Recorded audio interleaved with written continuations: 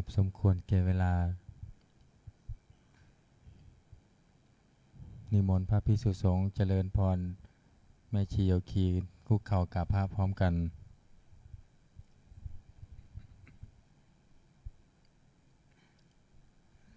อัญชลีวันทาอภิวาทอัญชลีวันทาอภิวาทอัญชลีวันทาอภิวาท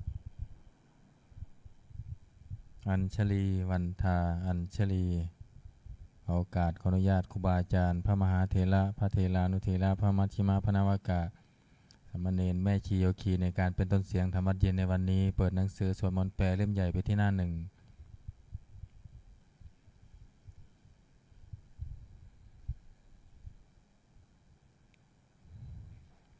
โยโสภะคะวาอะระหังสัมมาสัมพุทโธพระผู้มีพระภาคเจ้านั้นพระองค์ใดเป็นพระอรหันต์ดับเพลิงกิเลสเพลิงทุกข์สิ้นเชิงตรัสรู้ชอบได้ด้วยพระองค์เองสวากขาโตเยนะภะคะวตาธัมโมพระธรรมเป็นธรรมอันพระผู้มีพระภาคเจ้าพระองค์ใดตรัสไว้ดีแล้วสุปฏิปันโนยัสสะภะคะวะโตสาวกสังโฆพระสงฆ์สาวกของพระผู้มีพระภาคเจ้าพระองค์ใดปฏิบัติดีแล้วธัมมยังภะคะวันตังสะธัมมังสะสังฆังอิเมหิสกาเลหิยะทาละหังอาโลปิเตหิอภิปูชยามาข้าพระเจ้าทั้งหลายขอบูชาอย่างยิ่งซึ่งพระผู้มีพระภาคเจ้าพระองค์นั้นพร้อมทั้งพระธรรมและพระสงฆ์ด้วยเครื่องสักการะทั้งหลายเหล่านี้อันยกขึ้นตามสมควรแล้วสาธุโนพันเตภะคะวาสุจิราปรินิพุตโตปิข้าแต่พระองค์ผู้เจริญพระผู้มีพระภาคเจ้าแม้ปรินิพพานนานแล้วทรงสร้างคุณนันสำเร็จประโยชน์ไว้แก่ข้าพระเจ้าทั้งหลายปัจฉิมาชนะตานุกรรมปมานาสาทรงมีพระหฤทัยอนุเคราะห์แก่พวกข้าพระเจ้าอันเป็นชนรุ่นหลังอิเมสกาเลทุกขตาปนาการะภูเตปฏิคันหาตุขอพระผู้มีพระภาคเจ้า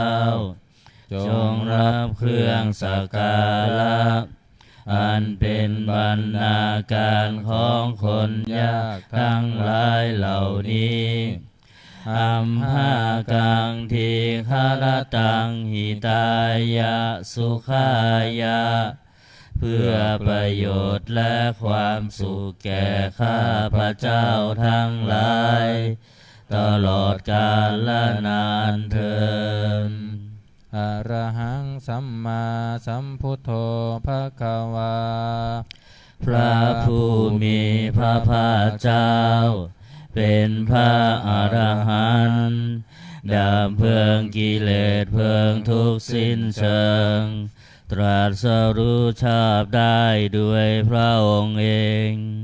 พุทธังภคะวันตังอภิวาเทมิข้าพระเจ้าอภิวาทพระผู้มีพระภาคเจ้า ผู้รู้ผู้ตื่นผู้เบิกบานสวากขาโต ภควตาธัมโม พระธรรมเป็นธรรมที่พระผู้มีพระภาคเจ้า ตรัสไว้ดีแล้วธัมมังนามัสสา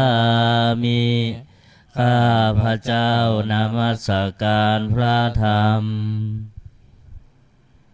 น้อมพระสงฆ์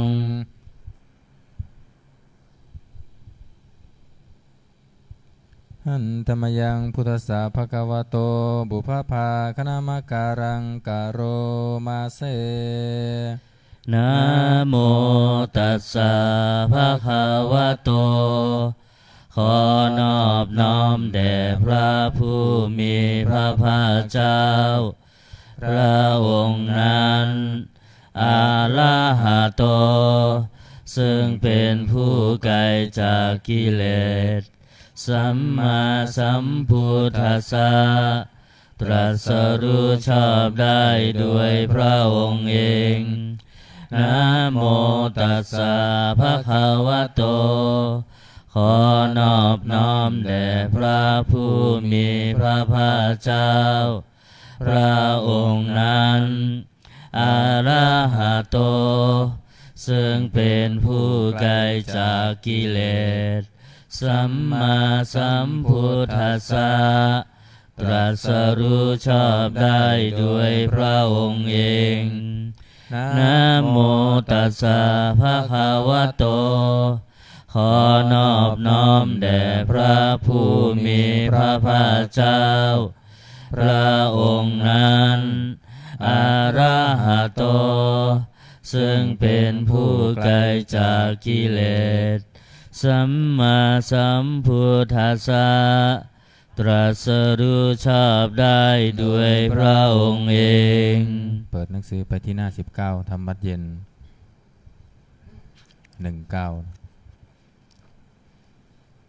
หันธรรมยังพุทธานุสตินายังกะโร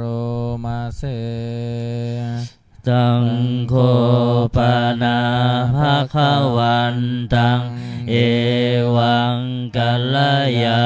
โนกิตติสัทโธอะภุคโตก็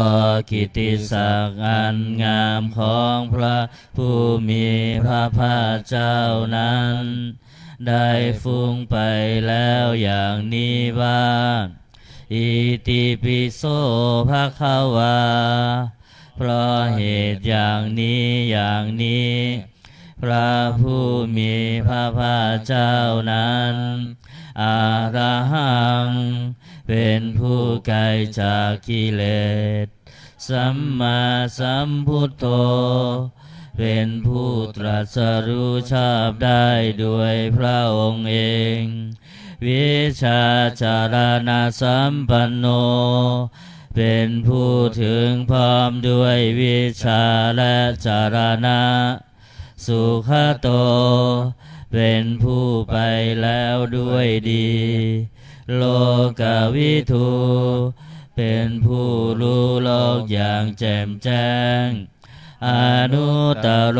ปุริสธรรมสารถีเป็นผู้สามารถฝึกบุรุษที่สมควรฝึกได้อย่างไม่มีใครยิ่งกว่าสัทธาเทวมนุษย์สานังเป็นครูผู้สอนของเทวดาและมนุษย์ทั้งหลายพุทโธเป็นผู้รู้ผู้ตื่นผู้เบิกบานด้วยธรรมภควาติเป็นผู้มีความจำเริญจำแนกธรรมสั่งสอนสัตว์ดังนี้หันธรรมยังพุทธาภิกิติงกะโรมาเส พุทธวาลาหันตาวารตาทิคุณาภิยุตโต พระพุทธเจ้าประกอบด้วยคุณมีความประเสริฐแห่งอรหันตคุณเป็นต้นสุทาพิยานการุณาหิสมาคตโตพระองค์อันประกอบด้วยพระญาณและพระกรุณาอันบริสุทธิ์โอเทสิโยชุชนะตังกามรังวสุโรพระองค์ใดทรงกระทำชนที่ดีให้เบิกบานดูดนาทิศทำบัวให้บานวันธามหังตมะละนังศีลาสาชิเนทังข้าพระเจ้าไหว้พระชินสีผู้ไม่มีกิเลสพระองค์นั้นด้วยเสียงกล่าวพุทโธโยสาภาปานินังสารนังเคมมุตตมังพระพุทธเจ้าพระองค์ใดเป็นสารณะอันเกษมสูงสุดของสัตว์ทั้งหลายปัทมานุสติฐานังวันทามิตังสิเลนะหัง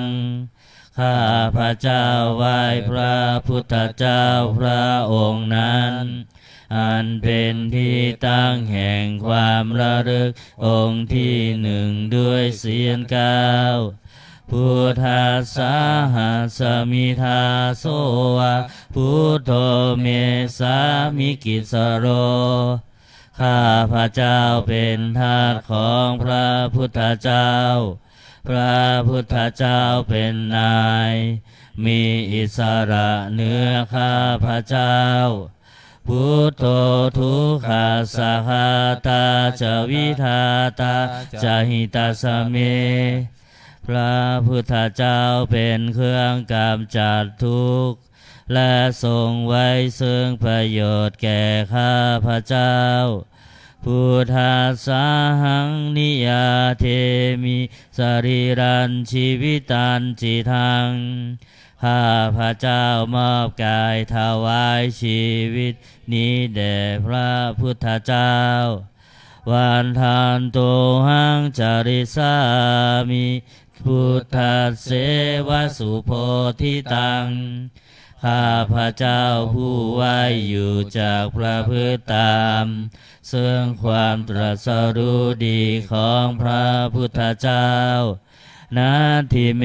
สารนังอัญญังพุทโธเมสารนังวะลังสารณะอื่นของข้าพระเจ้าไม่มีพระพุทธเจ้าเป็นสารณะอันประเสริฐของข้าพระเจ้าเอเตนะสัจวัตเจนะวัตตยังสัทธุสาสเนด้วยการกล่าวคำสัตย์นี้ข้าพระเจ้าพึงเจริญในพระศาสนาของพระศาสดาพุทธังเมวันธมาเนนะยังปุญญังปสุตังอิทาข้าพระเจ้าผู้ไหวอยู่ซึ่งพระพุทธเจ้าได้ขวนขวายบุญใดในบัดนี้สาเพปิอันตรายาเมมเหสุงตัสสะเตชะสาอันตรายทั้งปวงอย่าได้มีแก่ข้าพระเจ้าด้วยเดชแห่งบุญนั้นกายเยนะวาจายวเจตสาวาด้วยกายก็ดีด้วยวาจาก็ดีด้วยใจก็ดีพุทเทกุกัมมังปะกตังมยายังกรรมนาติเตือนนันใดที่ข้าพระเจ้ากระทำแล้วในพระพุทธเจ้าพุทโธปฏิคันหาตัวชยันตังขอพระพุทธเจ้าจงงดซึ่งโทษล่วงเกินนั้นกาลันตะเลสังวริตุงวาพุทเท เพื่อการสำรวมระวังในพระพุทธเจ้าในการต่อไป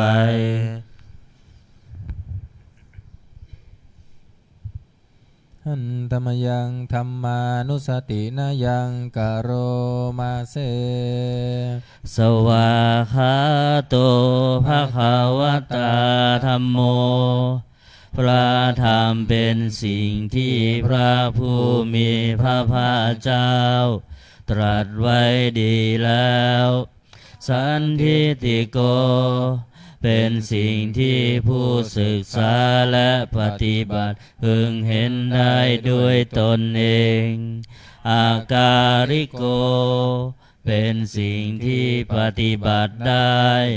และให้ผลได้ไม่จำกัดการเอหิปัสสิโก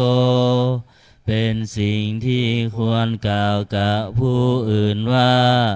ท่านจงมาดูเถิดโอปานายิโก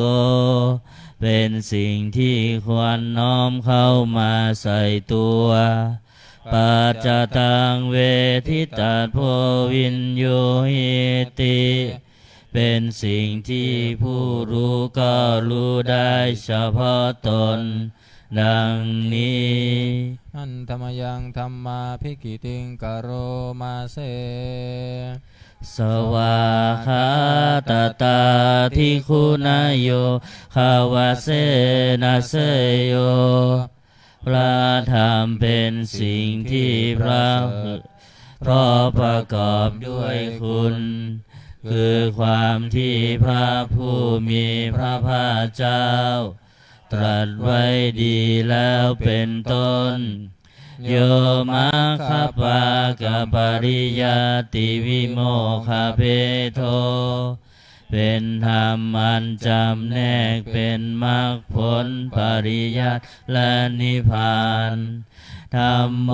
กุโลกัปปตนาตถาธาลิธาลีเป็นธรรมทรงไว้ซึ่งผู้ทรงธรรมจากการตกไปสู่โลกที่ชั่ววันธามหังตมหาลังวลธรรมเมตังข้าพระเจ้าไหว้พระธรรมอันประเสริฐนั้นอันเป็นเครื่องขจัดเสียซึ่งความมืดธัมโมโยสัพพปานินังสารนังเขมมุตตมังพระธรรมใดเป็นสารณะอันเกษมสูงสุดของสัตว์ทั้งหลายทุติยานุสติฐานังวันทามิตังสิเลนะหังข้าพระเจ้าไหว้พระธรรมนั้นอันเป็นที่ตั้งแห่งความระลึกองค์ที่สองด้วยเสียงกล่าวธรรมาสาหัสมิทาโสวะธัมโมเมสามิกิสโรข้าพระเจ้าเป็นทาสของพระธรรมพระธรรมเป็นนายมีอิสระเหนือข้าพระเจ้าธัมโมทุกขาสัคคตาจวิทาตาจหิตัสสเมพระธรรมเป็นเครื่องกำจัดทุกข์และทรงไว้ซึ่งประโยชน์แก่ข้าพระเจ้าธรรมสาหังนิยาเทมิสรีรันชีวิตันจิทังข้าพระเจ้ามอบกายถวายชีวิตนี้แด่พระธรรมวันทานโตหังจาริสามิธรรมเสวสุธรรมตังข้าพระเจ้าผู้ไหวอยู่จากพระพฤติตามซึ่งความเป็นธรรมดีของพระธรรมนาทิเมสารนังอัญญังธัมโมเมสารนังวะลังสารณะอื่นของข้าพระเจ้าไม่มีพระธรรมเป็นสารณะอันประเสริฐของข้าพระเจ้าเ เอเตนะสัจวัตเชนะวัตตยังสัตตุสาสเนด้วยการกล่าวคำสัตย์นี้ข้าพระเจ้าพึงเจริญในพระศาสนาของพระศาสดาธรรมังเมวันธรรมาเนนะยังปุญญังปสุตังอิทาข้าพระเจ้าผู้ไว้อยู่ซึ่งพระธรรมได้ขวนขวายบุญใดในบัดนี้สัพเพปิอันตรายามิมเหสุงตัสสะเตชะสาอันตรายทั้งปวงอย่าได้มีแก่ข้าพระเจ้าด้วยเดชแห่งบุญนั้นกายเยนะวาจายาวเจตสาวาด้วยกายก็ดีด้วยวาจาก็ดีด้วยใจก็ดีธัมเมกุกัมมังปะกตังมยายังกรรมหน้าที่เตือนอันใดที่ข้าพระเจ้ากระทำแล้วในพระธรรมธัมโมปฏิคันหตัวชยันตังขอพระธรรมจงงดซึ่งโทษล่วงเกินนั้นกาลันตะเรสังวริตุงวธรรมเมเพื่อการสำรวมระวังในพระธรรมในการต่อไป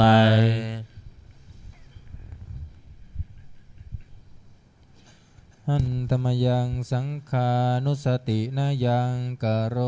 มาเสสุปฏิปันโนภะคะวะโตสาวกสังโฆทรงสาวกของพระผู้มีพระภาคเจ้าปฏิบัติดีแล้วอุชุปฏิปันโนภะคะวะโตสาวกสังโฆทรงสาวกของพระผู้มีพระภาคเจ้า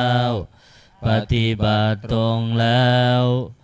ยายะปฏิปันโนภะคะวะโตสาวกสังโฆทรงสาวกของพระผู้มีพระภาคเจ้าปฏิบัติเพื่อรู้ธรรมเป็นเครื่องออกจากทุกข์แล้วสามีจิปฏิปันโนภะคะวะโตสาวกสังโฆทรงสาวกของพระผู้มีพระภาคเจ้าปฏิบัติสมควรแล้วยาทิทางได้แก่บุคคลเหล่านี้คือจาตาริปุริสายุคานิอัตถาปุริสบุคลาคู่แห่งบุรุษสี่คู่นับเรียงตัวบุรุษได้8บุรุษเอสาภะคะวะโตสาวกสังโฆนั่นแหละทรงสาวกของพระผู้มีพระภาคเจ้าอาหุนายโยเป็นสมควรแก่สักการะที่เขานำมาบูชาปาหุนายโยเป็นสมควรแก่สักการะที่เขาจัดไว้ต้อนรับทักขินายโยเป็นผู้ควรรับทักษิณาทานอัญชาริการณิโยเป็นผู้ที่บุคคลทั่วไปควรทำอัญชาริอนุตตรังปุญญาเขตังโลกัสสติเป็นเนื้อนาบุญของโลกไม่มีนาบุญอื่นยิ่งกว่าดังนี้อันตมยังสังฆาภิกิติงกโรมาเสสัทธรรมโชสุปฏิปันติคุณาทิยุโตพระสงฆ์ที่เกิดด้วยพระสัทธรรมประกอบด้วยคุณมีความปฏิบัติดีเป็นต้นโยธาภิโตอริยบุคลาสังคเสโท เป็นหมู่แห่งพระอริยบุคคลนั้นประเสริฐ8 จำพวกศีลาทิธรรมปวาลาสยกายจิตโตมีกายและจิตนั้นอาศัยธรรมมีศีลเป็นต้นอันบวรวันธามหังธรรมริยานาคานังสุสุทังข้าพระเจ้าไหว้หมู่แห่งพระอริยเจ้าเหล่านั้นอันบริสุทธิ์ด้วยดีสังโฆโยสาภาปานินังสารนังเขมมุตตมังพระสงฆ์หมู่ใดเป็นสารณะอันเกษมสูงสุดของสัตว์ทั้งหลายตาติยานุสติฐานังวันทามิตังสิเลนะหังข้าพระเจ้าไหว้พระสงฆ์หมู่นั้นอันเป็นที่ตั้งแห่งความระลึกองค์ที่ 3ด้วยเสียงกล่าวสังฆาสาหัสมิทาโสวะสังโฆเมสามิกิสโลข้าพระเจ้าเป็นทาสของพระสงฆ์พระสงฆ์เป็นนายมีอิสระเหนือข้าพระเจ้าสังโฆทุกขาสาคาตาจาวิทาตาจาหิตาสเมพระสงฆ์เป็นเครื่องกำจัดทุกข์และทรงไว้ซึ่งประโยชน์แก่ข้าพระเจ้าสังฆาสาหังนิยาเทมิสรีรันชีวิตันจิทังข้าพระเจ้ามอบกายถวายชีวิตนี้แด่พระสงฆ์วันทานโตหังจาริสามิสังฆาโสปฏิปันนตังข้าพระเจ้าผู้ไว้อยู่จากพระพฤติตาม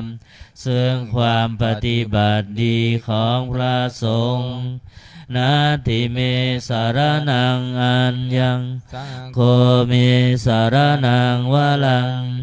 สารณะอื่นของข้าพระเจ้าไม่มีพระสงฆ์เป็นสารณะอันประเสริฐของข้าพระเจ้าเอเตนะสัจวัตเจนะวัตตยังสัตตุสาสเนด้วยการกล่าวคำสัตย์นี้ข้าพระเจ้าพึงเจริญในพระศาสนาของพระศาสดาสังฆังเมวันธมาเนนะยังปุญญังปัสสุตังอิทาข้าพระเจ้าผู้ไว้อยู่ซึ่งพระสงฆ์ได้ขวนขวายบุญใดในบัดนี้สัพเพปิอันตรายาเมมเหสุตัสสะเตชะสาอันตรายทั้งปวงอย่าได้มีแก่ข้าพระเจ้าด้วยเดชแห่งบุญนั้นกายเยนะวาจายวเจตสาวาด้วยกายก็ดีด้วยวาจาก็ดีด้วยใจก็ดีสังเคกุกัมมังปะกะตังมายายังกรรมนาติเตือนอันใดที่ข้าพระเจ้ากระทำแล้วในพระสงฆ์สังโฆปฏิคันหตุอาชยันตังขอพระสงฆ์จงงดซึ่งโทษล่วงเกินนั้นกาลันตะเลสังวลิตุงวสังเคเพื่อการสำรวมระวังในพระสงฆ์ในการต่อไปเปิดหนังสือไปที่หน้า38โอวาทปาติโมกข์หน้า38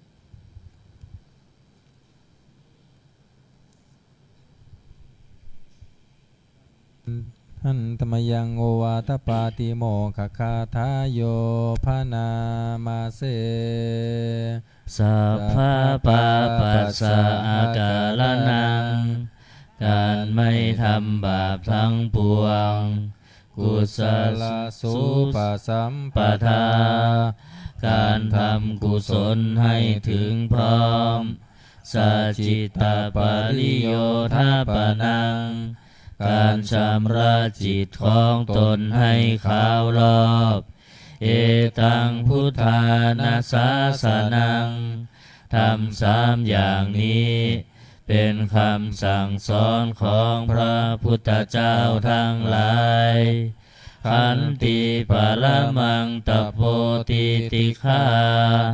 ขันติคือความอดกั้นเป็นธรรมเครื่องเผากิเลสอย่างยิ่งนิพพานังปรมังวทันติพุทธาผู้ดูทั้งหลายกล่าวพระนิพพานว่าเป็นธรรมอันยิ่งนาหิปภาชิโตปรูปคาติผู้กำจัดสัตว์อื่นอยู่ไม่ชื่อว่าเป็นบรรพชิตเลยสามโนโหติปารังวิเหทายันโตผู้ทำสัตว์อื่นให้ลำบากอยู่ไม่ชื่อว่าเป็นสมณะเลยอนุปวาโทอนุปคาโตการไม่พูดร้ายการไม่ทำร้ายปาติโมกขจะสังวโรการสำรวมในปาติโมกข์มาตัญยุตาจะพัตตสมิงความเป็นผู้รู้ประมาณในการบริโภคปันตัญจะสยนาสนังการนอนการนั่งในที่อันสงัดอาทิจิเตจะอาโยโคความมันประกอบในการทำจิตให้ยิ่งเอตังพุทธานาสาสนังทำ6อย่างนี้เป็นคำสั่งสอนของพระพุทธเจ้าทั้งหลายเปิดมาหน้า27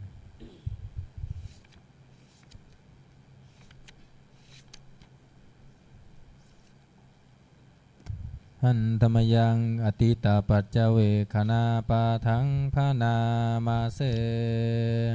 อาชมยาอัปปาจเวคิตวายังจีวรังปริพุตังจีวรใดอันเรานุ่งห่มแล้วไม่ทันพิจารณาในวันนี้ตังยาวะเทวาสีตัสสะปฏิฆาตายะจีวรนั้นเรานุ่งห่มแล้วเพียงเพื่อบำบัดความหนาวอุณหาสะปฏิฆาตายะเพื่อบำบัดความร้อนดังสมกาสวาตาตาปาสีลิงสะปะสัมผัสสานังปฏิฆาตายะเพื่อบำบัดสัมผัสอันเกิดจากเหลือบยุงลมแดดและสัตว์เลื้อยคลานทั้งหลายยาวะเทวาหิริโกปินาปฏิชาธานาทังและเพียงเพื่อปกปิดอวัยวะอันให้เกิดความละอายอาชมยาอัปปาจเวคิตวาโยบินทบาโตปริพุโตบิณฑบาตใดอันเราฉันแล้วไม่ทันพิจารณาในวันนี้โสเนวะทวายาบิณฑบาตนั้นเราฉันแล้วไม่ใช่เป็นไปเพื่อความเพลิดเพลินสนุกสนานนามทายาไม่ใช่เป็นไปเพื่อความเมามันเกิดกำลังพลังทางกายนามันธนายาไม่ใช่เป็นไปเพื่อประดับนาวิภูสนายาไม่ใช่เป็นไปเพื่อตกแต่งยาวะเทวะอิมัสสกายสัทธิติยา แต่ให้เป็นไปเพื่อความตั้งอยู่ได้แห่งกายนี้ยาปนายะเพื่อความเป็นไปได้ของอัตภาพวิหิสุปารติยาเพื่อความสิ้นไปแห่งความลำบากทางกาย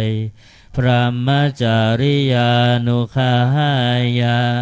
เพื่ออนุเคราะห์แก่การประพฤติพรหมจรรย์อิติปุรานันจะเวทนาปฏิหังคามิด้วยการทำอย่างนี้เราย่อมระงับเสียได้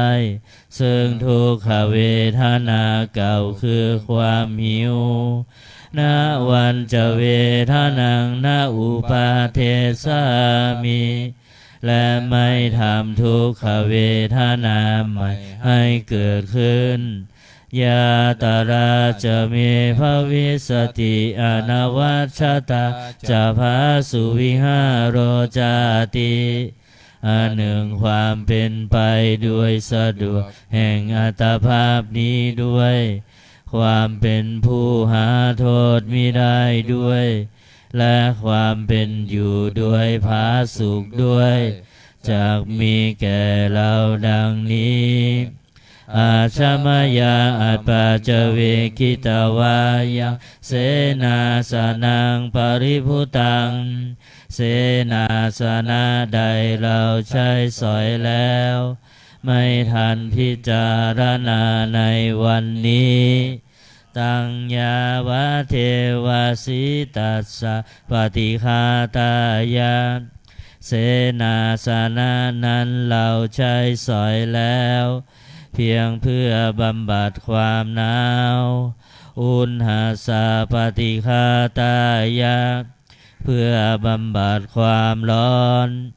ดังสมกาสวาตาตาปาสิลิงสปาสัมผัสสานังปฏิฆาตายาเพื่อบำบัดสัมผัสนั้นเกิดจากเหลือบยุงลมแดดและสัตว์เลื้อยคลานทั้งหลายยาวะเทวะอุตุปาริสยาวิโนทานังปฏิสันลานาลามัทังเพียงเพื่อบรรเทาอันตรายอันพึงมีจากดินฟ้าอากาศและเพื่อความเป็นผู้ยินดีอยู่ได้ในที่หลีกเล่นสำหรับภาวนาอาชมายาอัปปาจเวคิตวายโยคิลานะปัจจยาเพสัชชะปาริคาโรปาริภุโตคิลานะเพสัชบริขารใดอันเราบริโภคแล้วไม่ทันพิจารณาในวันนี้โสยาวะเทวะอุปปันนานังเวยาภาธิกานังเวทนานังปฏิฆาตายาคิลานาเพสัชบริขารนั้นเราบริโภคแล้วเพียงเพื่อบำบัดทุกขเวทนาอันบังเกิดขึ้นแล้วมีอาพาธต่างๆเป็นมูลอาภยาปัจจปรมตายาติเพื่อความเป็นผู้ไม่มีโรคเบียดเบียนเป็นอย่างยิ่งดังนี้หันธรรมยังอุทิศนาทิฏฐานาคาทายโยพานามาเสอิมินาปุญญากรรมเมนะด้วยบุญนี้อุทิศให้อุปัชฌายาคุณุตลาอุปัชฌาย์ผู้เลิศคุณอาจาริโยปการาจาและอาจารย์ผู้เกื้อหนุนมาตาปิตาจายาตกาทั้งพ่อแม่และปวงญาติสุริโยจันทิมาราชาสุนจันและราชาคุณาวันตานาลาปิจา ผู้ทรงคุณหรือผู้สูงชาติพระมมาลาจะอินทาจาพรหมานและอินทราชโลกาปาลจะเทวตาทั้งถวยเทพและโลกบาลยะโมมิตามนุษย์สาจายมมาลาชมนุษย์มิตรมัชฌตาเวริกาปิจาผู้เป็นกลางผู้จ้องพราน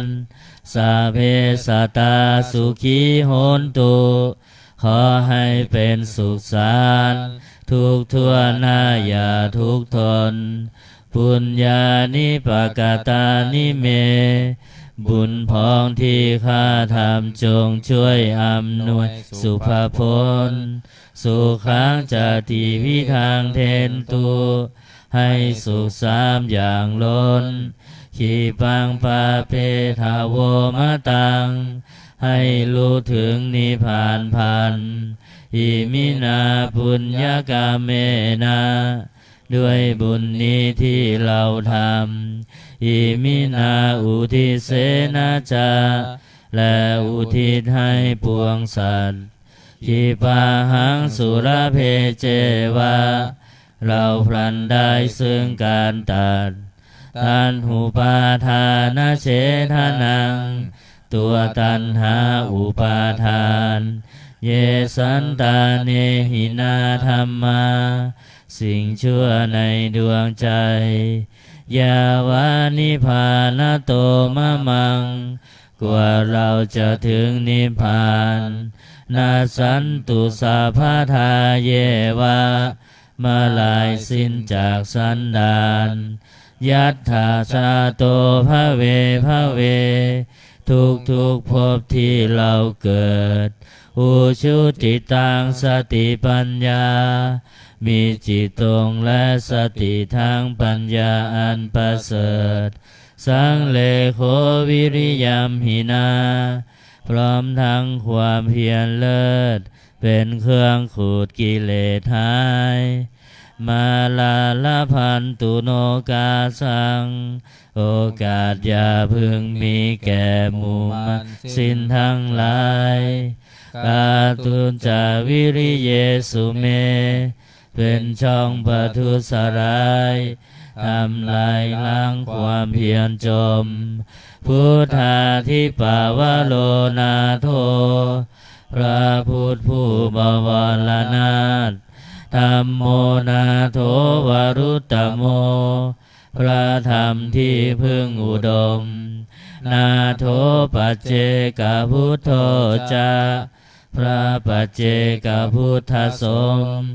สังโฆนาโถตโลมะมังโทพระสงฆ์ที่พึงพยอง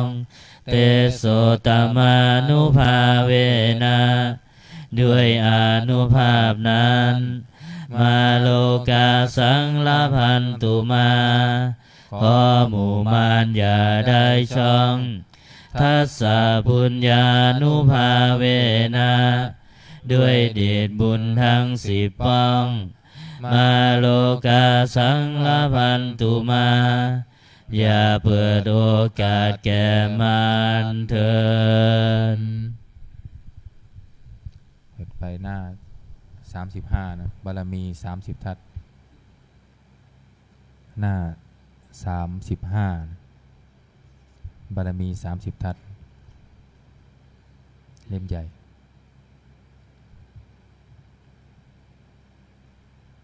ทานะปารามีสัมปันโนทานะอุปปารามีสัมปันโนทานะปรมัตถปารามีสัมปันโนเมตตาไมตรีกรุณามุทิตาอุเบกขาปารามีสัมปันโนอิติปิโสภะคะวาสีราปารามี สัมปันโนศีลาอุปปารามิสัมปันโนศีลาปรมัตถปารามิสัมปันโนเมตตาไมตรีกรุณามุทิตาอุเบกขาปารามิสัมปันโนอิติปิโสภะคะวะเนคขัมมะปารามิสัมปันโนเนคขัมมะอุปปารามิสัมปันโนเนคขัมมะปรมัตถปารามิสัมปันโนเมตตาไมตรีกรุณามุทิตาอุเบกขาปารามิสัมปันโนอิติปิโสภะคะวะปัญญาปารามิสัมปันโนปัญญาอุปปารามิสัมปันโนปัญญาปรมัตถปารามิสัมปันโนเมตตาไมตรีกรุณามุทิตาอุเบกขาปารามิสัมปันโนอิติปิโสภะคะวะวิริยาปารามิสัมปันโนวิริยาอุปปารามิสัมปันโนวิริยาปรมัตถปารามิสัมปันโนเมตตาไมตรีกรุณามุทิตาอุเบกขาปารามิสัมปันโนอิติปิโสภะคะวะขันติปารามิสัมปันโนขันติอุปปารามิสัมปันโนขันติปรมัตถปารามิสัมปันโนเมตตาไมตรีกรุณามุทิตาอุเบกขาปารามิสัมปันโนอิติปิโสภะคะวะสัจจะปารามิสัมปันโนสัจจะอุปปารามิสัมปันโนสัจจะปรมัตถปารามิสัมปันโนเมตตาไมตรีกรุณามุทิตาอุเบกขาปารามิสัมปันโนอิติปิโสภะคะวะอธิฐานะปารามิสัมปันโนอธิฐานะอุปปารามิสัมปันโนอธิฐานะปรมัตถปารามิสัมปันโนเมตตาไมตรีกรุณามุทิตาอุเบกขาปารามิ สัมปันโนอิติปิโสภะคะวาเมตตาปารามิสัมปันโนเมตตาอุปปารามิสัมปันโนเมตตาปรมัตถปารามิสัมปันโนเมตตาไมตรีกรุณามุทิตาอุเบกขาปารามิสัมปันโนอิติปิโสภะคะวาอุเบกขาปารามิสัมปันโนอุเบกขาอุปปารามิสัมปันโนอุเบกขาปรมัตถปารามิสัมปันโนเมตตาไมตรีกรุณามุทิตาอุเบกขาปารามิสัมปันโนอิติปิโส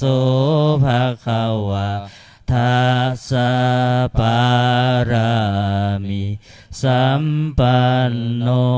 ทัสสะอุปปารามิสัมปันโนทัสสะปรมัตถปารามิสัมปันโนเมตตาไมตรีกรุณามุทิตาอุเบกขาปารามิสัมปันโนอิติปิโสภะคะวาพุทธังสรณังคัจฉามินะมามิหังนี่เปิดไปบนพิธีเล่มเหลืองนะครับ หน้า 48 คาถาหวานทราย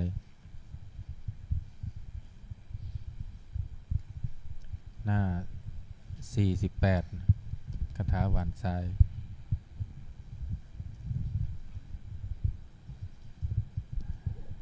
อิมัสสมิงราชเสมานาเขเตตมันตาสัตโยชนะสัตสหัสสานิพุทธาชารปริเขเตรักขันตุสุรักขันตุอิมัสสมิงราชเสมานาเขเตสมันตาสัตโยชนะสัตสหัสสานิธรรมชารปริเขเตรักขันตุสุรักขันตุอิมัสสมิงราชเสมานาเขเตสมันตาสัตโยชนะสัตสหัสสานิปัจเจกพุทธชารปริเขเตรักขันตุสุรักขันตุอิมัสสมิราชเสมานาเขเตสมันตาสัตโยชนะสัตสหัสสานิสังฆชารปริเขเตรักขันตุสุรักขันตุบุรพารัสมิงพระพุทธคุณังบุรพารัสมิงพระธรรมเมตตังบุรพารัสมิงพระสังฆานังทุกขโรคพยัง วิวันชัยเยสัพพทุกข์สัพพโศกสัพพโรคสัพพภัยสัพพเคราะห์เสนียดจันไรวิวันชัยเยสัพพทานังสัพพลาภังภวันตุเมรักขันตุสุรักขันตุอาคเนรัสมิพระพุทธคุณังอาคเนรัสมิพระธรรมเมตังอาคเนรัสมิพระสังฆานังทุกขโรภะพยังวิวันชัยสัพพทุกข์สัพพโศกสัพพโร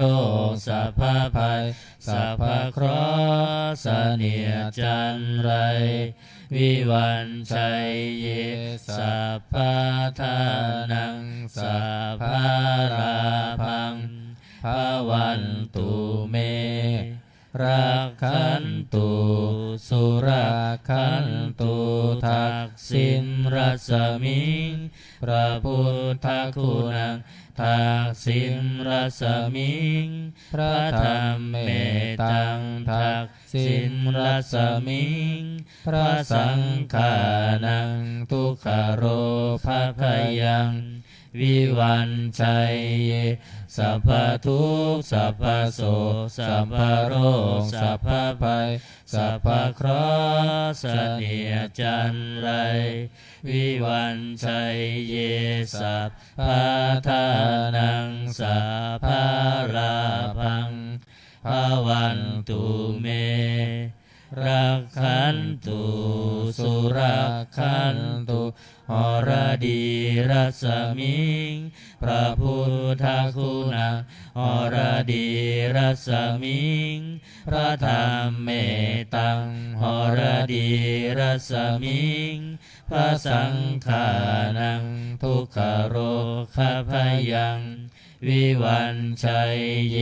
สัพพทุกข์สัพพโศกสัพพโรคสัพพภัยสัพพเคราะห์เสนียดจันไรวิวันชัยเยสัพพทานังสัพพลาภังภวันตุเมรักขันตุสุรักขันตุปัจฉิมรัศมิงพระพุทธคุณังปัจฉิมรัศมิงพระธรรมเมตังปัจฉิมรัศมิงพระสังฆา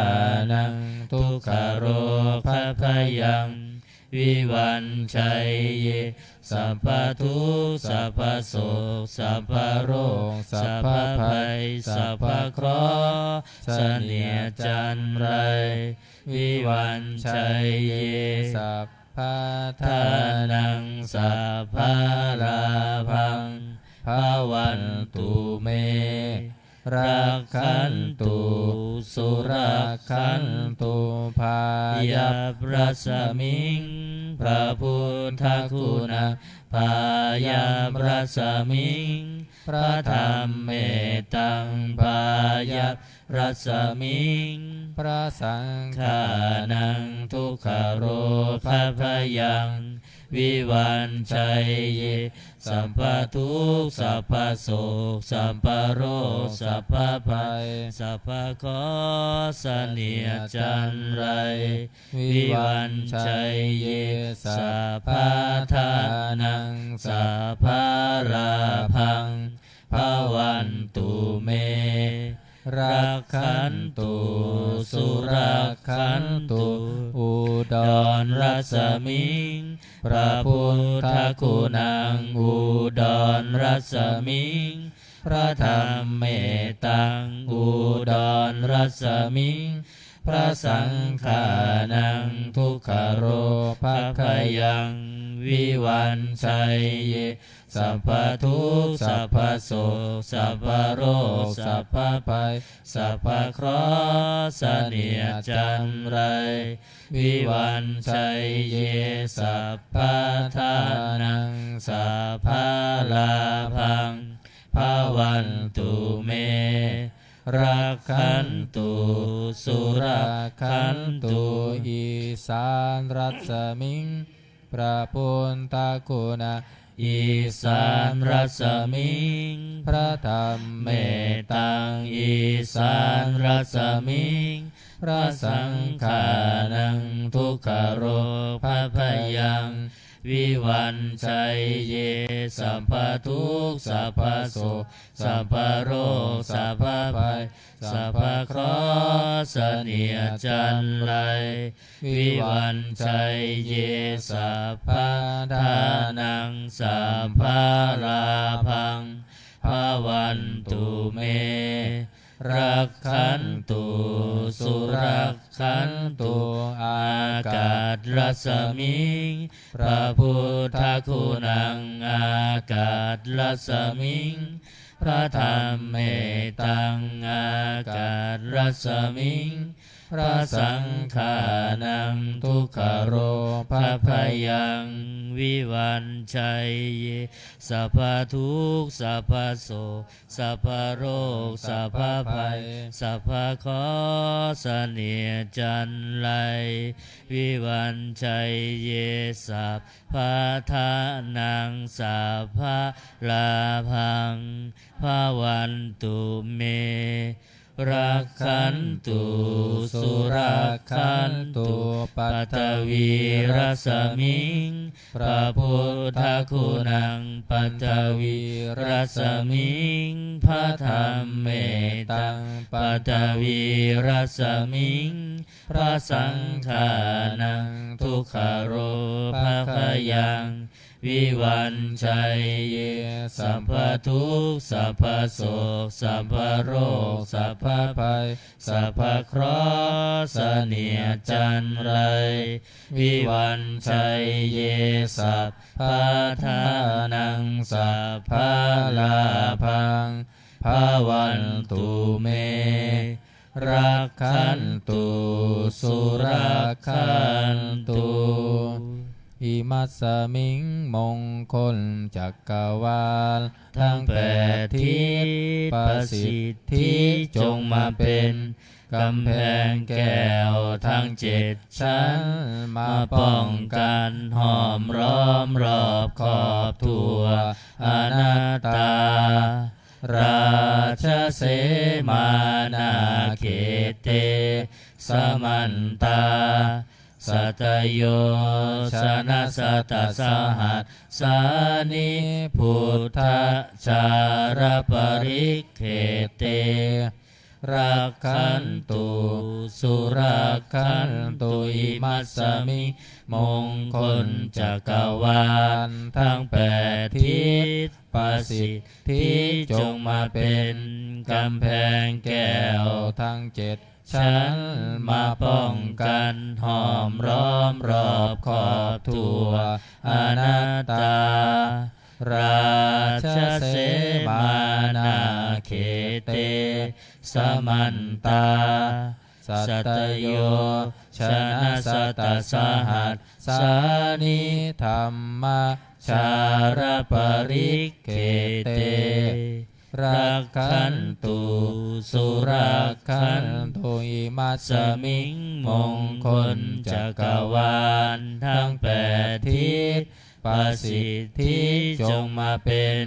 กำแพงแก้วทั้งเจ็ดชั้นมาป้องกันห้อมล้อมรอบขอบทั่วอนัตตาราชเสมานาเขเตสมันตาสัตโยชนะสัตสหัสสานิปัจเจกพุทธชารปริเขเตรักขันตุ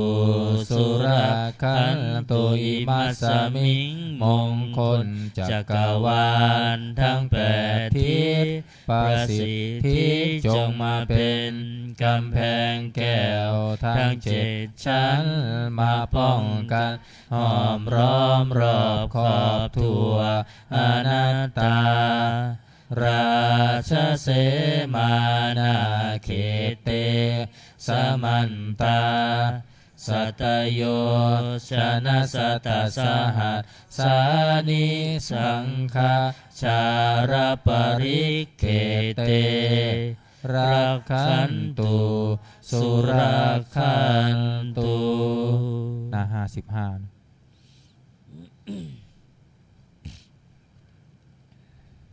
นะโมอะระหะโตสัมมาสัมพุทธัสสะมะเหสิโนนะโมอุตตมะธัมมัสสะสวะคาตัสเสวะเตนิธานะโมมหาสังคัสสาปิวิสุทธาสีลาทิทิโนนะโมโอมาตยารัตถัสสะรัตนัตตยัสสะสาธุกังนะโมโอ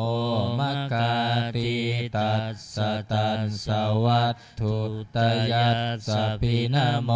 การะปะภาเวนะวิคัตฉันตุมปัฏฐวานะโมการะนุภาเวนะสุวัตติโหตุสัพพทานะโมการะสเตเชนะวิทิพหิโหมิเตชวา133มงคลจักรวาลน้อยสัพพพุทธานุภาเวนะสัพพธรรมานุภาเวนะสัพพสังฆานุภาเวนะพุทธรัตนังธัมมรัตนังสังฆรัตนังตินนังรัตนานังอนุภาเวนะจตุราสีติสหัสธัมมัคขันธานุภาเวนะปิตกัตตยานุภาเวนะชินนาสาวกานุภาเวนะสัพเพเตโรคาสัพเพเตพยาสัพเพเตอันตรายาสัพเพเตอุปัฏฐวาสัพเพเตทุนนิมิตตาสัพเพเตอวมังคาราวินัสสันตุอายุวัฏโกธนวัฏโกสิริวัฏโกยัสสวัฏโกภลวัฏโกวันนาวัฏโกสุขวัฏโกโหนตุสัพพทาทุกขโรภคยาเวลาโสกาสัตตุจุปัฏฐวาอเนกาอันตรายาปิวินัสสันตุจเตชะสาชยสิทธิธานังลาภะโสธิภคยังสุขังภาลังสิริอายุจวันโนจะโพคังบุธิจะยัสสวาสัตวัสสะจะอายุจะชีวสิทธิภาวันตุเตภาวันตุสัพพมังคารังลักขันตุสัพพเทวตาสัพพพุทธานุภาเวนัสสัทธาโสธิภาวันตุเตภาวันตุสัพพมังคารังลักขันตุสัมภเทวตาสัมภธรรมานุภาเวนัสสัทธาโสธิภาวะตุเตภาวันตุสัพพมังคารังลักขันตุสัพพเทวตาสัพพสังฆานุภาเวนัสสัทธาโสธิภาวันตุเตครับการทำวัดเย็นก็จบเป็นที่นี้นะครับสำหรับต่อไปจะได้เจริญจิตตภาวนาทำสมาธิสักครู่แล้วแผ่เมตตาพร้อมกัน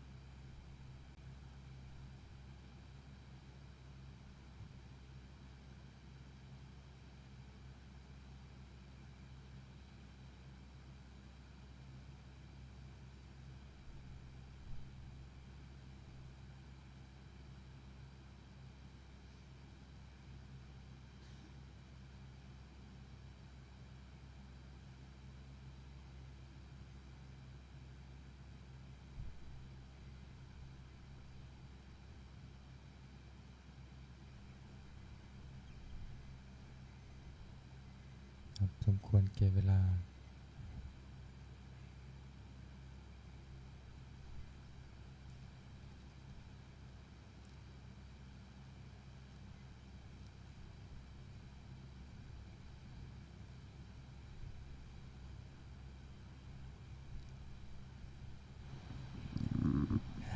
สมควรแก่เวลา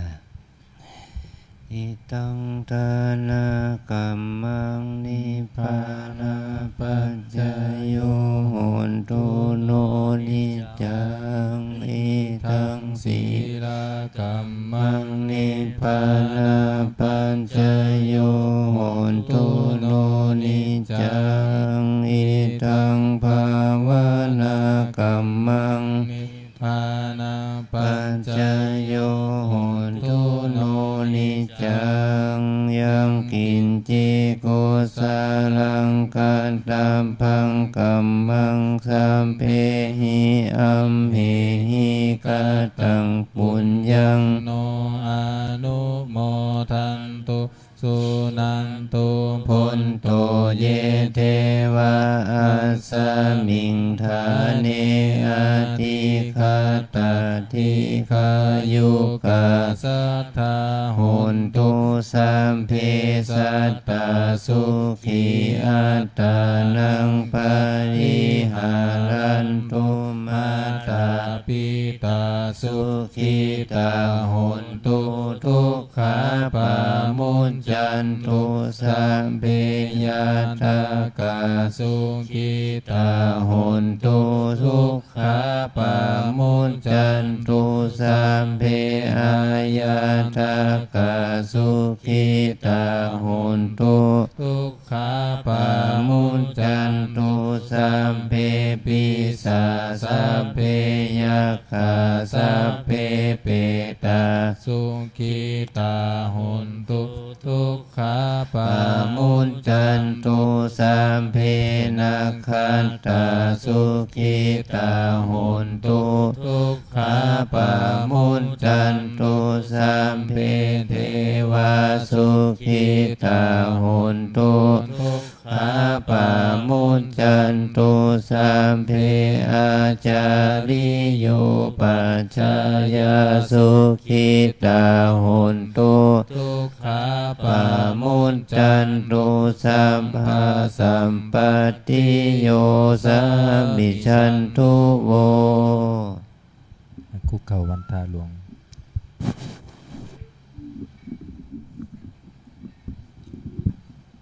วันตามิพุทธังสัพพะเมวะโตสังฆามะเมพันเตวันตามิสัมมังสัพพะเมวะโตสังฆามะทาเมพันเตวันทามิสังฆังสัพพะเมวะโตสังฆามะทาเมพันเตวันทามิคาโรโอปัชฌาจาริเยสัพพะเมวะโตสังฆามะทาเมพันเตวันทามิกัมมัฏฐานังสัพพะเมวะโตสังฆามะทาเมพันเตวันทามิอาราเมพันทาสีมังสัพพะเมวะโตสังฆามะทาเมพันเตวันตามิเจติยังสัมพังสัมพัฏฐาเนสุปฏิทิตาสารีนาตาโตมหาโพธิงพุทธารูปังสักการังสัทธานาคาโลเกเทวะโลเกพรัมมาโลเกชัมพูทิเปรังกาทิเปสารีราธาตุโยเกสาธาตุโยอะระหันตาธาตุโยเจติยังคันทะโกติงจตุราสิติสหัสเสธัมมะคันเทสัพเพสังปาทะเจติยังอหังวันทามิสัพพโสอ อัญชลีวันทาอภิวาทอัญชลีวันทาอภิวาทอัญชลีวันทาอภิวาทอัญชลีวันทาอัญชลี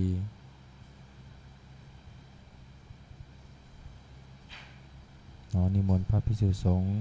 สามเณรเจริญพรแม่ชีกีก้มหมอบบรรทาน้อยพระอาจารย์เจ้าคุณพร้อมกันสาธุวันทามิพันเตสัพพะอัปปาราทังคามะทะเมพันเตมายากตังปุญญาสามินาอนุโมทิตาพังสามินากตังปุญญาไมหังทาตาพังสาธุสาธุอนุโมทามิจัตตารโอธรรมาวัฏันติอายุวันโนสุขังภะลังสาธุสาธุสาธุนิมนต์พระภิกษุสงฆ์เขากราบพระอาจารย์เจ้าคุณพร้อมกันสามเณรไม่คิวคีกราบทีหลังอัญชลีวันทาอภิวาทอัญชลีวันทาอภิวาทอัญชลีวันทาอภิวาทอัญชลีวันทาอัญชลีค่ะเชิญแม่ชีและโยคีกราบท่านเจ้าคุณพระอาจารย์พร้อมกันค่ะอัญชลีวันทาอภิวาทอัญชลีวันทาอภิวาทอัญชลีวันทาอภิวาทอัญชลีวันทาอัญชลีขออนุโมทนาต่อกุศลศรัทธาที่พวกเราทั้งหลายได้กระทำบำเพ็ญขอบุญนี้จงเป็นอานิสงส์ให้เรานั้นเจริญในสัมมาปฏิบัติเพื่อความดับทุกข์เพื่อพระนิพพานเป็นที่สุดจงมาเกิดผลแก่พวกเราทั้งหลายจงทุกข์ทั่วหน้ากันด้วยเถิดสาธุสาธุสาธุ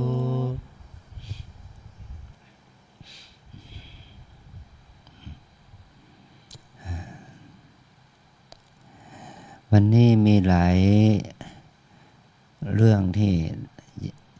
อยากจะพูดกับพวกเราแต่มันคงจะพูดไม่ได้ทุกเรื่องนะก็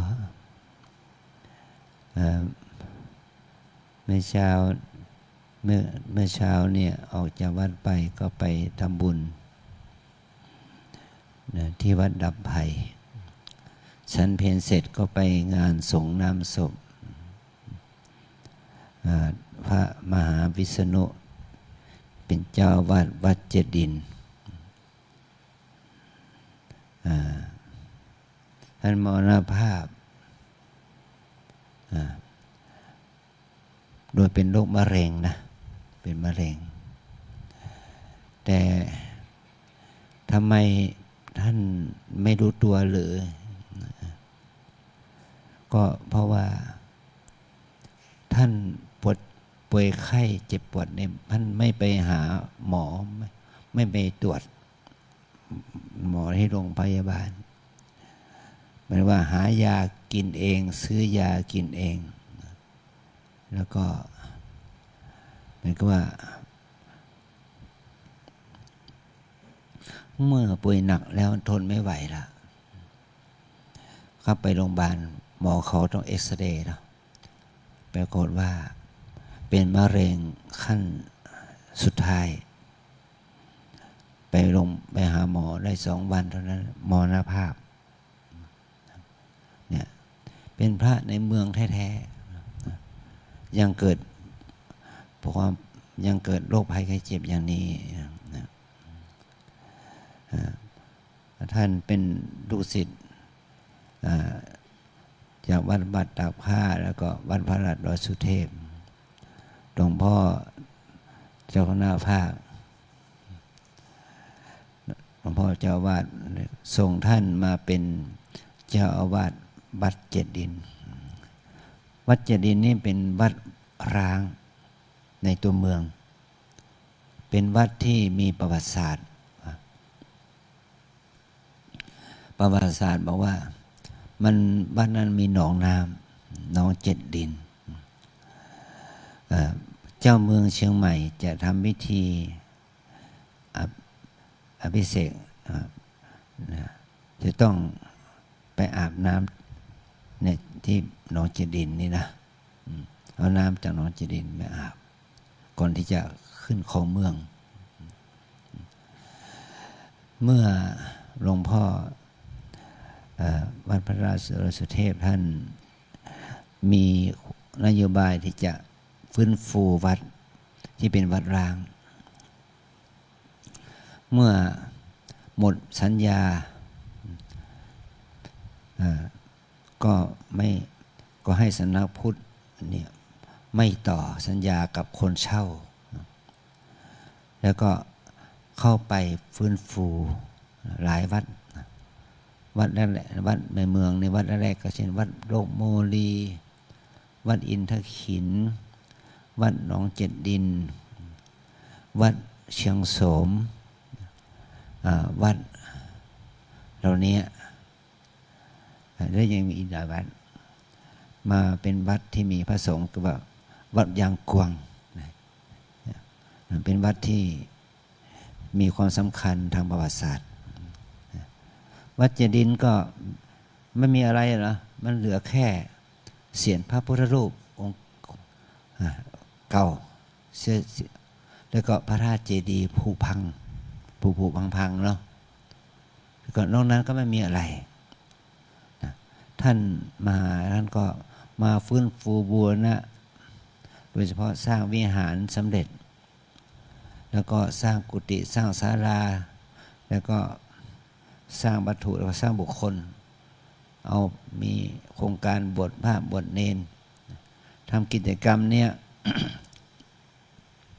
รวมถึงว่านิมนต์พระวัดเราเนี่ยไปช่วยสอนกรรมฐานที่วัดเจดินนั่น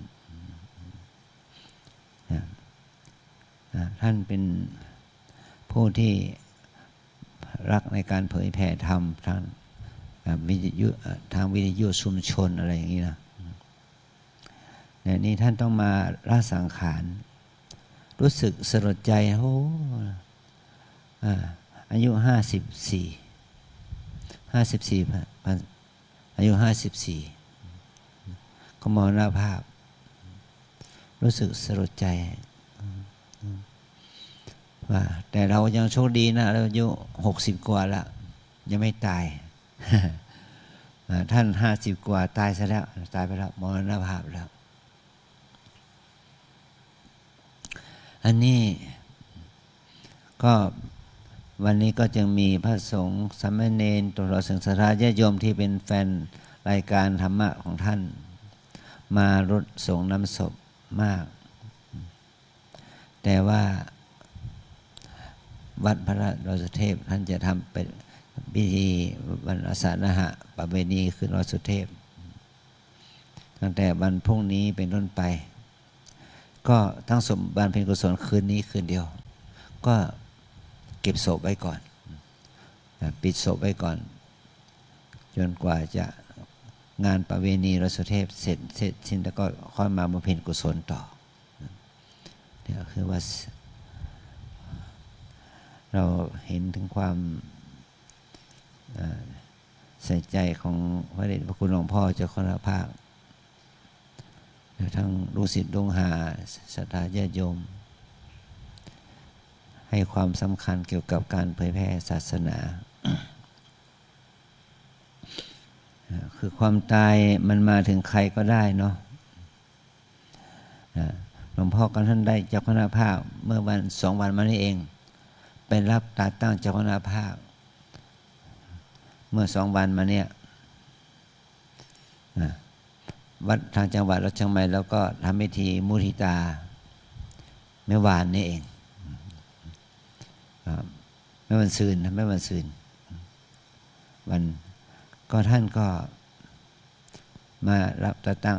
มามุทิตาวันที่1เนาะวันที่1วันแรงงานแห่งชาตินะก็ประกาศการเสียชีวิตของท่านมหาวิษณุวันที่2แต่ความจริงท่านมรณภาพไปแล้วเก็บศพไว้เฉยนะ เนี่ยเพราะว่าท่านก็ต้องมาเสียลูกศิษย์ว่าความตายไม่มีใครยับยั้งชั่งใจได้ ในบาลีในคาถามรณสติว่ามี5อย่างที่คนเราไม่สามารถรู้ได้ชีวิตตังพยาธิกาโรจะเทหะนิเคปนังคติเรียกว่า5 สิ่ง 5 ประการนี้เราจะไม่สามารถจะรู้ได้ชีวิตตังคือชีวิตว่าเราจะมีอายุได้กี่วันกี่เดือนกี่ปีเนาะไม่สามารถรู้ได้นะว่าเราจะตายก็เมื่อไหร่ก็ไม่รู้ชีวิตตังชีวิตเราไม่ได้รู้ว่าเราจะตายเมื่อไหร่2พยาธิโรคภัยไข้เจ็บเนี่ยเราจะตายด้วยโรคภัยไข้เจ็บอะไรบางคนตายด้วยโรคภัยไข้เจ็บที่เป็นโรคมีเชื้อเช่นว่าโควิดนะโควิดก็ตายด้วยโคโรนานะไวรัสโคโรนามันมีเชื้อแต่โรคมะเร็งเนี่ยมันเป็นโรคที่ไม่มีเชื้อมันตายด้วยโรคไม่มีเชื้อเบาหวานไขมันความดันนี่เป็นโรคที่ไม่มีเชื้อโรคหัวใจโรคตับโรคไตอย่างนี้นะเป็นโรคที่ไม่มีเชื้อโรคตายเลยเพราะว่าพวกพิษของอาหารอะไรอย่างนี้เป็นต้นนะทำให้เราตายพยาธิไม่รู้ว่าจะตายด้วยโรคอะไรพยาธิกาโรกาละการเวลาเช้าสายบ่ายค่ำกลางวันกลางคืนเนี่ยเราไม่สามารถที่จะรู้ได้ว่าเราจะตายเวลากี่นาทีเราจะไม่ได้นะว่าเราจะตายเวลากี่กลางวันกลางคืนตอนเช้าตอนวันตอนเช้าตอนค่ำเราไม่สามารถที่จะหมายกำหนดการตายได้การคลอดยังมีเนาะเขาผ่าออกเวลากี่ชั่วโมงเลิกดียามดีไปคลอดโรงพยาบาลผ่าออกมาเป็นว่าเวลาตกฟากประมาณ8:55 นาที9:09 นาทีอะไรอย่างนี้ยังคลอดกำหนดเองได้แต่ตายยังไม่ได้พยาธิกาละการเวลาไม่รู้ว่าเช้าสายบ่ายค่ำ3 อันนี้มัน4 อันที่ 4ก็คือเทหะนิเคปนังสถานที่ทอดทิ้งร่างกายเมื่อเราเป็นพระเราไม่แน่ใจว่าเราจะได้มรณภาพเป็นที่วัดเราไม่สามารถที่จะกับกฎเกณฑ์ว่าเราจะต้องมรณภาพที่วัดที่กุฏิที่โบสถ์ที่วิหารอะไรอย่างนี้เราไม่สามารถที่จะกำหนดได้เทหะนิเคปนังแบบว่าที่ทิ้งร่างกายมาอาจจะเป็นถนนในป่าในเขาโรงพยาบาลบ้านที่ไหนก็ไม่รู้นะท่าน้ำที่ไหนก็ไม่รู้เราจะต้องละสังขารที่หะนิเคปนังอันที่ 4สำคัญที่สุดก็คติเมื่อตายไปแล้วจะไปสู่สุคติหรือทุกขติเราไม่สามารถที่จะกำหนดได้ว่าเราทุกคนทุกรูปเนี่ยเราก็ปรารถนาที่จะไปสู่สุคติเนาะไปสู่สุคติตายไปแล้วไม่เกิดเป็นมนุษย์ตายไปเกิดเป็นเทวดาเป็นอินพรหมนี่นะแต่เราข้างหลายคาดการไม่ได้มรณภาพจะไปสุคติหรือทุกขติมันก็อยู่ที่จิตผ่องใสหรือจิตเศร้าหมองจิตผ่องใสหรือจิตเศร้าหมองมันก็ทำให้เราไปสุคติที่ต่างกันไปอย่างที่ภาษิตที่พระพุทธองค์ตรัสว่าจิตเตอสังกฤิเถสุคติปาติกังขา เมื่อจิตไม่เศร้าหมองย่อมไปสู่สุคติอย่างแน่แท้จิตเตสังกริเถทุคติปาติกังขาเมื่อจิตเศร้าหมองย่อมไปสู่ทุคติเป็นแน่แท้หมายความว่าจิตผ่องใสหรือจิตเศร้าหมองจะทำให้เราไปสู่สุคติภูมิและทุคติภูมิตามสภาพจิตนะตามสภาพจิตเพราะเราทั้งหลายเมื่อเรามาที่วัดเนี่ยเรามาเจริญภาวนาเนาะเราจะเดินจงกรมอยู่ก็ตามนั่งสมาธิอยู่ก็ตามหมายก็ว่าเป็นสโตรกเราเป็นโรคหัวใจเป็นอะไรอย่างแล้วแต่นะมันดับไปในขณะที่เราเดินจงกรมนั่งสมาธิอยู่ถ้าตอนที่มันดับไปนั้นเรามีสติมันก็ไปสู่สุคติได้ถ้ามันดับไปในสภาพจิตที่เป็นอกุศลนะความกลัวความกังวลความโลภโกรธหลงเกิดขึ้นมันก็ไปสู่ทุกขติได้อาจารย์ก็มีความคิดว่าเราทั้งหลายเราจะทำยังไงไม่ให้เราได้อารมณ์ที่ดีก็ต้องอาศัยให้เราได้ฝึกเจริญสติเนาะให้เราฝึกเจริญสติแม้ว่าอารมณ์จะดีหรือไม่ดีให้เรามีสติกำหนดคิดหนอโกรธหนอโลภหนออย่างนี้นะเห็นหนอได้ยินหนอสุขหนอทุกข์หนอกำหนดให้ต่อเนื่องถ้าเรากำหนดตั้งสติกำหนดให้ต่อเนื่องแล้วมันจะทำให้จิตใจของเราเป็นจิตที่มีสติจิตมันจะไม่เศร้าหมองเมื่อจิตเราไม่เศร้าหมองมีสติก็ทำให้เราไปสู่สุคติได้ถ้าจิตเราเศร้าหมองก็ไปสู่ทุกขติได้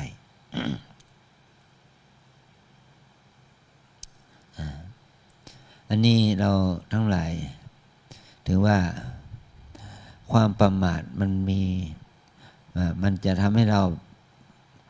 ไปสู่สภาพจิตที่เศร้าหมองถ้าเราไม่ประมาทก็ทำให้จิตเราไปสู่ที่ผ่องใสอารมณ์มันผ่องใสนะนี่ข้อเนี่ยเราทั้งหลายเราพยายามฝึกจิตให้ผ่องใสฝึกจิตให้มีการรับรู้อารมณ์ที่ดีถ้าเราฝึกจิตเรามาภาวนาเราฝึกจิตเมื่อจิตเรามีอารมณ์ดีก็ทำให้จิตใจเราผ่องใสเนี่ยเราฝึกเพื่อให้เราไม่ให้เกิดสภาพจิตที่เศร้าหมองถ้าจิตมันเศร้าหมองก็ทำให้จิตใจเราไม่ดีจิตใจเราไม่ดีก็ไปสู่อบายได้ถ้าจิตเราผ่องใสจิตใจมันดีเบิกบานมันก็ทำให้เราไปสู่สุคติได้นะถ้าเรามานั่งสมาธิภาวนาเนาะเจริญภาวนาพองหนอยุบหนอไปเนี่ยได้สติดีได้สมาธิดี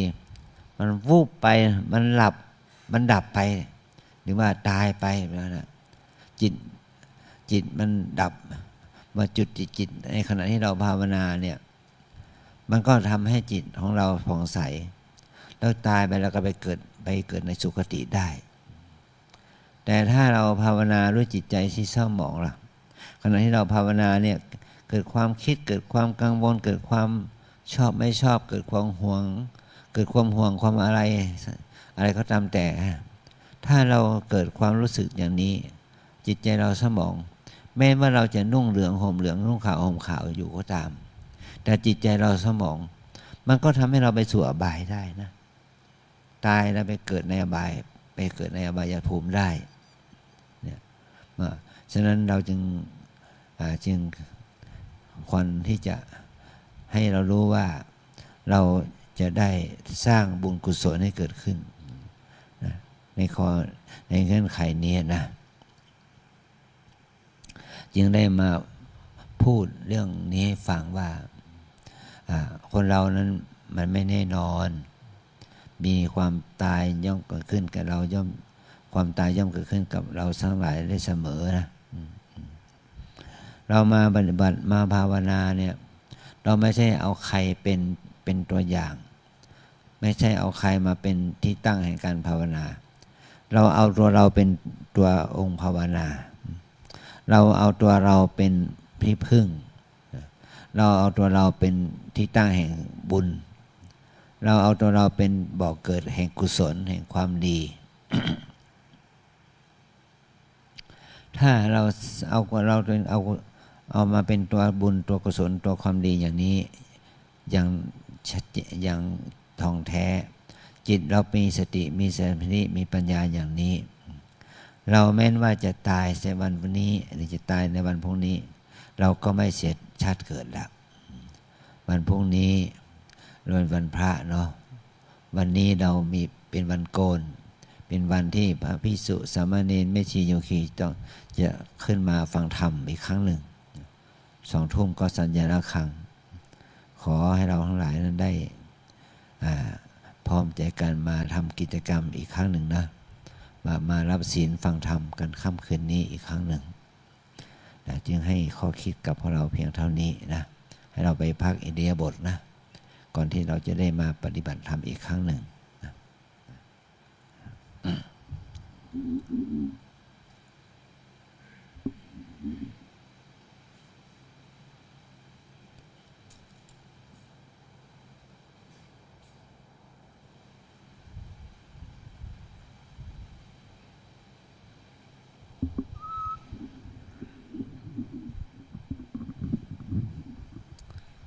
อะระหังสัมมา